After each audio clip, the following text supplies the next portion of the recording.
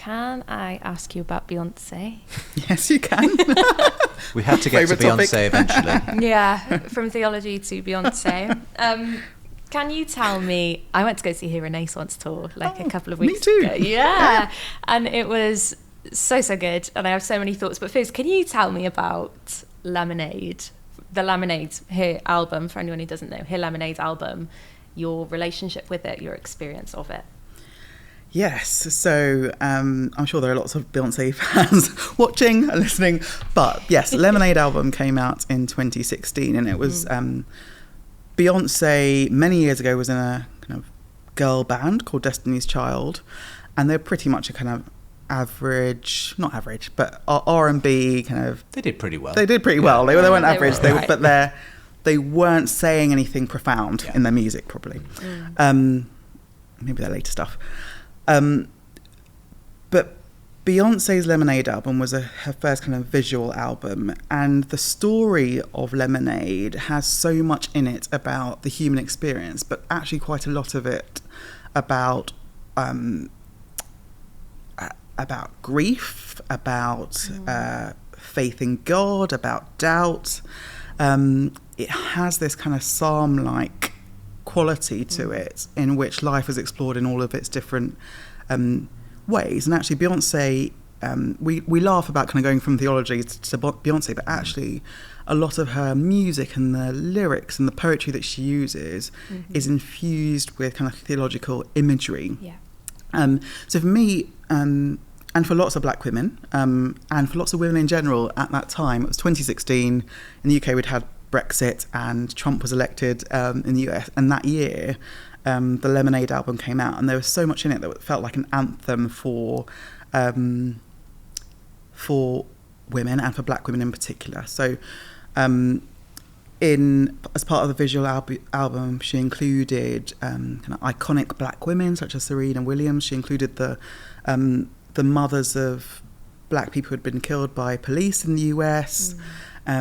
There's lots of imagery in it about, interestingly, black African indigenous religion, in which there are kind of black female goddesses seen. So that's kind of controversial, but actually for lots of black women who have maybe grown up in the church but left it because of this sense of the church not addressing race issues, they have actually found their own sense of faith by returning to those kinds of religions or those places in which they can see God that actually looks like them. So lots of interesting things going on there.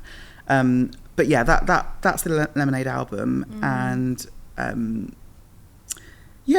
just love her poetry. She can be quite controversial. Lots of my aunties would not like her music very much, but I think she speaks to so many women's experiences, including black women. There's a real power, I suppose, isn't there, in being seen and being celebrated, and for that to come from Beyonce is really powerful. So I went to the Renaissance tour when she was in Cardiff, and it was great. And what I absolutely it was just a show. It was really enjoyable, but what was so amazing was seeing so many people like celebrated by this woman, and they had been told that they were seen by this woman and understood by this woman, and there's such a power in that.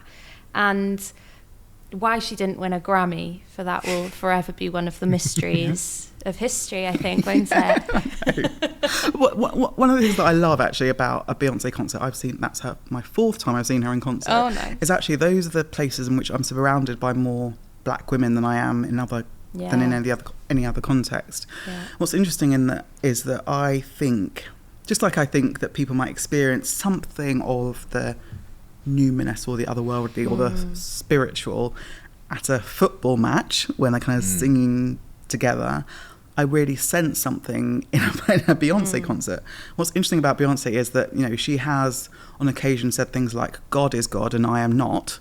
So as people kind of adore her as a kind of icon, she's often kind of pointing away from herself to God. And that's another reason why I love her. I suppose it's also helpful when you do have a Beyonce as a role model, someone who looks like you if you are not white, and is very successful in their own sphere. I mean, bringing it back to the church, is that also part of the problem, that if you probably have grown up in the UK, you, whether you're black or white, you've probably, unless you specifically grew up in the black church tradition, you won't have necessarily seen people who look like you representing your faith. And is that, I mean, is it about just consciously addressing that to some extent? Yes. One of the things I love most when I speak in kind of churches about the book is when there's that one question that comes from a young black woman at the end who says something like, I left my church many years ago, but I've come back to this event because you're talking about race and racial justice. There are so many black millennial and Gen Z women who have grown up in kind of white majority church contexts who kind of often leave out the back door because they're just not going to stand for kind of what they see to be an injustice, or someone not, or the church not reckoning with kind of the racial injustice that it's been complicit in over many centuries. So they tend to kind of leave. They might lose their faith altogether, or they might continue to have a faith in God, but just not the one that's represented in the churches that they see. And that for me is a big problem, because actually the picture that's been painted of God is that that God cares about maintaining the status quo of white superiority and patriarchy, and I think God is a God that, the God that I believe in is a God that breaks down barriers between people, that is a God of justice, that invites people in, and so many people are not seeing that and then just leaving out the back door, and that's why it's a problem. I mean, to some extent, again, there's that question for me though, it's a slightly awkward question, but like, perhaps the reason why we do still live in an age where you get predominantly black churches and predominantly white churches is because someone who does come from a tradition that's perhaps tied to the Windrush and everything, they found their community in people who had the same experience as them, because they kind of couldn't find it in the white churches. So black majority churches, started in response to that.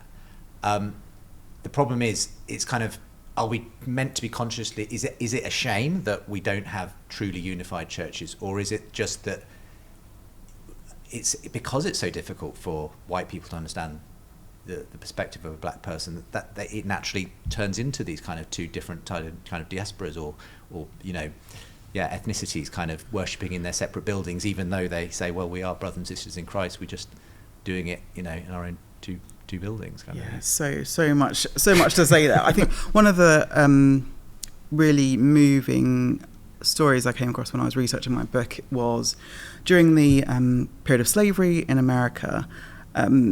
Often Christian enslaved people would be kind of allowed to go and gather together with other enslaved people under hush arbors like nestled under trees, and that's where they would read the Bible, a Bible that talked to them about their emancipation and freedom, a God that really saw them, the place that they would worship together, away from the gaze of their white owners.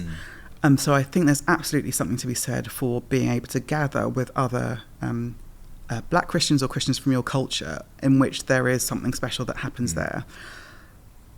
But why was that happening? That was happening because they were enslaved people that were owned by white people, and they were allowed off at certain points in the week. Why did the majority of those kind of black majority churches that began in the 60s and 70s, kind of post-Windrush, happen? They happened because often people would arrive from, let's say, the Caribbean. They would arrive at the doors of churches expecting to be with their kind of brothers and sisters in Christ, and be turned away at the door from kind of white majority churches. They would then start their own spaces. So actually these, at the very kind of beginning of these movements, was actually about rejection and about racism, and the white church rejecting them. Now, if there was no more racism, I don't know whether that would necessarily mean that everyone would kind of be all mixed up together and diverse. But I actually think that that's how I wish things were.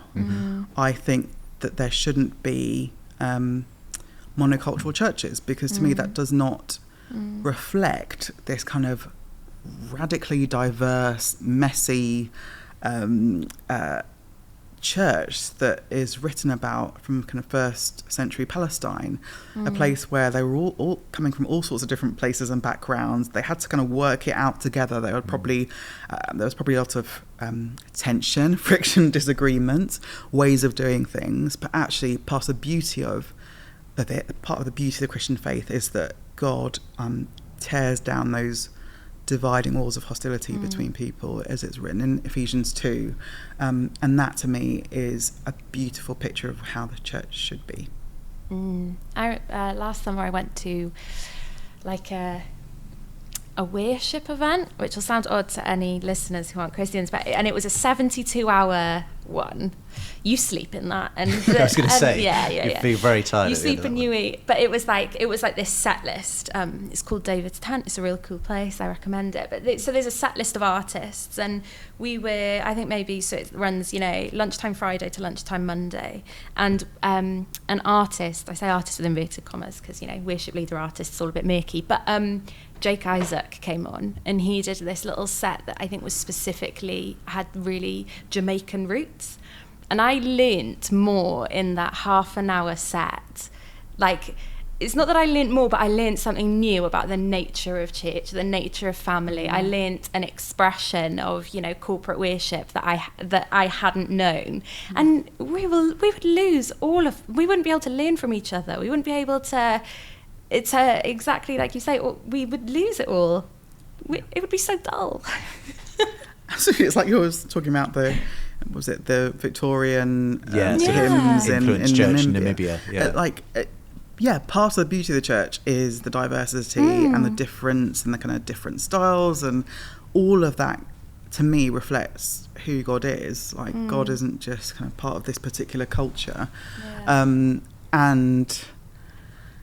even there are some kind of songs, interestingly, songs like Waymaker, that have become really popular in the UK and the US kind of Christian churches, was written by a Nigerian woman, and actually if you listen to her sing it, it sounds like a Nigerian woman singing it. It's very and it's like one of the probably only success stories in that kind of worship world that's been written by someone who wasn't Sinach, was it? Who wrote that? Sinach, and actually how much more exciting and diverse would our kind of worship or our music be if we just included lots of different cultures? I mean, we do anyway, we probably don't notice, but actually kind of more explicitly think about other languages, other styles, and not just in music, but in everything that we do across church.